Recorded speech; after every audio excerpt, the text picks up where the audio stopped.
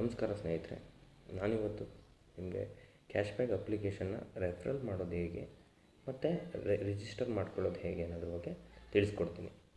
So ಬನ್ನಿ, ನಿಮಗೆ ನನ್ನ ಮೊಬೈಲ್ ಸ್ಕ್ರೀನ್ ಕಾಣ್ತಾ ಇದೆ ಅಂದ್ಕೋತೀನಿ. ಸೊ ನಮಗೆ ಇದು ಆಲ್ರೆಡಿ ರಿಜಿಸ್ಟರ್ಡ್ ಆಗಿರ್ತಕ್ಕಂಥ ಮೆಂಬರ್. ನಿಮ್ಮ ಡೌನ್ಲೈನ್ಗೆ ಇನ್ವೈಟ್ ಮಾಡೋದು ಹೇಗೆ ಅಂತ ಹೇಳ್ತೀನಿ. ಸೊ ಅಪ್ಲಿಕೇಶನ್ ಓಪನ್ ಮಾಡ್ಕೊಳ್ಳಿ. ನೀವು ಆಲ್ರೆಡಿ ಲಾಗಿನ್ ಇರ್ತೀರಾ ಈ ಅಪ್ಲಿಕೇಶನಲ್ಲಿ. ಸೊ ಈ ಲಾಗಿನ್ ಇರ್ತಕ್ಕಂಥ ಅಪ್ಲಿಕೇಶನಲ್ಲಿ ನಿಮಗೆ ಸ್ಟಾರ್ಟಿಂಗ್ ಒಂದು ಪಾಪಪ್ ಬರುತ್ತೆ. ಸೊ ಆಕಾಶ್ ಕುಮಾರ್ ಅವರು 45,000ನ ಫಸ್ಟ್ ಕ್ಲಬ್ಬಲ್ಲಿ, ಒಂದು ಸೆಕೆಂಡ್ ಕ್ಲಬ್ಬಲ್ಲಿ ತೊಗೊಂಡಿರ್ತಕ್ಕಂಥವ್ರು. ಇದನ್ನು ಇಂಟು ಮಾಡಿಕೊಡಿರಿ.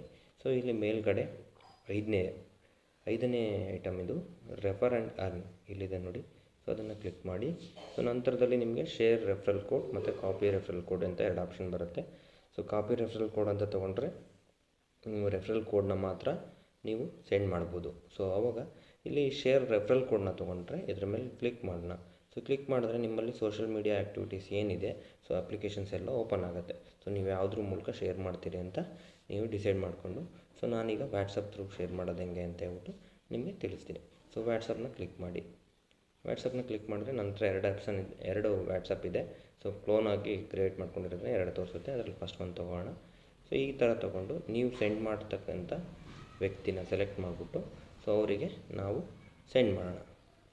ಸೊ ಸೆಂಡ್ ಮಾಡಿದಾಗ ಅವರಿಗೆ ಲಿಂಕ್ ಈ ಥರ ಹೋಗುತ್ತೆ. ಸೊ ಲಿಂಕ್ ಈ ಥರ ಹೋದ್ಮೇಲೆ ಏನು ಮಾಡಬೇಕು ಅನ್ನೋದನ್ನು ನನಗೆ ತಿಳಿಸ್ತೀನಿ. ಸೊ ನೋಡಿ, ನೀವು ವಾಟ್ಸಪ್ಪಲ್ಲಿ ಈ ಥರ ಶೇರ್ ಮಾಡಿದ ಮೇಲೆ ನಿಮ್ಮ ಫ್ರೆಂಡ್ಸ್ ಕಡೆಯಿಂದ ಈ ಥರ ಒಂದು ಲಿಂಕ್ ಬಂದಿರುತ್ತೆ. ಸೊ ಆ ಲಿಂಕಲ್ಲಿ ಕೆಳಗಡೆ ಡಿಜಿಟಲ್ ಕ್ಯಾಶ್ಬ್ಯಾಕ್ ಪೇಜ್ .ಲಿಂಕ್ ಅಂತಿದೆಯಾ, ಅದರ ಮೇಲೆ ಕ್ಲಿಕ್ ಮಾಡಿದ್ರೆ ಸೊ ನಮಗೆ ಈ ಥರ 3 ಓಪನ್ ಆಗುತ್ತೆ. ನಂತರ ಆಲ್ರೆಡಿ ಕ್ಯಾಶ್ಬ್ಯಾಕ್ ಆ್ಯಪ್ ಡೌನ್ಲೋಡೆಡ್ ಇರೋದ್ರಿಂದ ಈ ಥರ ಬಂದಿದೆ. ನಾವೀಗ ಕ್ರೋಮ್ನ ಸೆಲೆಕ್ಟ್ ಮಾಡೋಣ. ಕ್ರೋಮಿಂದ ಅದು ಡೈರೆಕ್ಟಾಗಿ ಪ್ಲೇಸ್ಟೋರ್ಗೆ ಕನೆಕ್ಟ್ ಆಗುತ್ತೆ. ಸೊ ಪ್ಲೇಸ್ಟೋರ್ಗೆ ಹೋಗ್ಬಿಟ್ಟು ಕ್ಯಾಶ್ಬ್ಯಾಕ್ ಆ್ಯಪ್ ಡೌನ್ಲೋಡಿಂಗಿಗೆ ತಗೊಳುತ್ತೆ. ಸೊ ಅಪ್ಲಿಕೇಶನ್ನ ಡೌನ್ಲೋಡ್ ಮಾಡೋಣ. ಸೊ ಡೌನ್ಲೋಡ್ ಮಾಡಿದ್ಮೇಲೆ ಈ ಥರ ಅಪ್ಲಿಕೇಶನ್ ನಿಮಗೆ ಡಿಟೆಕ್ಟ್ ಆಗುತ್ತೆ ಓಪನ್ ಮಾಡಿದಾಗ. ಸೊ ನಾವೇನು ಮಾಡ್ತೀವಿ, ಇಲ್ಲಿ ಪೇಜನ್ನು ನಾವು ಈಗ ರಿಜಿಸ್ಟರ್ ಮಾಡ್ಕೋಬೇಕು. ಯಾವ ಥರ ರಿಜಿಸ್ಟರ್ ಮಾಡೋದು? ಸೊ ರಿಜಿಸ್ಟರ್ ಈ ಥರ ಪೇಜ್ನ ಬಿಸ್ನೆಸ್ ಅಂತ ಕ್ಲಿಕ್ ಮಾಡಿ ಹೋಮ್ ಓಪನ್ ಮಾಡಿಕೊಂಡು ಬಿಸ್ನೆಸ್ ಮೇಲೆ ಕ್ಲಿಕ್ ಮಾಡಿದಾಗ ಇಲ್ಲಿ ನಿಮಗೆ ಮೊಬೈಲ್ ನಂಬರ್ ಎಂಟರ್ ಮಾಡಲಿಕ್ಕೆ, ಪಾಸ್ವರ್ಡ್ ಹಾಕಲಿಕ್ಕೆ, ಸೊ ನಿಮಗೆ ಏನು ಬರುತ್ತೆ, ರಿಜಿಸ್ಟರ್ ಆಗಿರೋರು ಲಾಗಿನ್ ಮಾಡಲಿಕ್ಕೆ ಪೇಜ್ ಓಪನ್ ಆಗುತ್ತೆ. ರಿಜಿಸ್ಟರ್ ಆಗದೇ ಇರೋರು ಇಲ್ಲಿ ಕೆಳಗಡೆ ರಿಜಿಸ್ಟರ್ ನಾವು ಅಂತಿರುತ್ತೆ. ಸೊ ಅಲ್ಲಿ ಕ್ಲಿಕ್ ಮಾಡೋಣ. ಸೊ ರಿಜಿಸ್ಟರ್ ನಾವು ಬಂದಾಗ ಈ ಥರ ಒಂದು ಕ್ಯಾಶ್ಬ್ಯಾಕ್ ರಿಜಿಸ್ಟ್ರೇಷನ್ ಫಾರ್ಮ್ ಓಪನ್ ಆಗುತ್ತೆ. ಸೊ ಇಲ್ಲಿ ಏನೇನು ತುಂಬಬೇಕು, ರೆಫರಲ್ ಇನ್ವೈಟ್ ಕೋಡ್, ನಿಮ್ಮ ಫ್ರೆಂಡ್ ಕಳಿಸಿರ್ತಕ್ಕಂಥ ಯಾರು ನಿಮಗೆ ಫ್ರೆಂಡ್ ಲಿಂಕ್ ಕಳಿಸಿರ್ತಾರೆ, ಸೊ ಅವರ ರೆಫರಲ್ ಕೋಡ್ನ ಇಲ್ಲಿ ಇನ್ವೈಟ್ ಮಾಡಬೇಕು. So enter first name, enter last name ಇರುತ್ತೆ. ಇದು ನಿಮ್ಮ ಆಧಾರ್ ಡಾಕ್ಯುಮೆಂಟಲ್ಲಿ ಯಾವ ಥರ ನಿಮ್ಮ ಹೆಸರಿದೆಯೋ ಆ ಥರನೇ ಎಂಟರ್ ಮಾಡಿ. ಸೊ ಫಸ್ಟ್ ನೇಮ್ ಬಂದು ನನ್ನ ಹೆಸರು ಹೇಳ್ತೀನಿ ಅಂದರೆ ಈಗ ಜಗದೀಶ ಅಂತ ಫಸ್ಟ್ ನೇಮ್ ಹಾಕಿದ್ರೆ ನನ್ನ ಇನ್ಷಿಯಲ್ ಬಂದು KO, ಲಾಸ್ಟ್ ನೇಮಲ್ಲಿ ನಾನು KOನ ಹಾಕ್ತೀನಿ. ಸೊ ನೆಕ್ಸ್ಟ್ ಮೊಬೈಲ್ ನಂಬರ್ನ ಹಾಕಿ.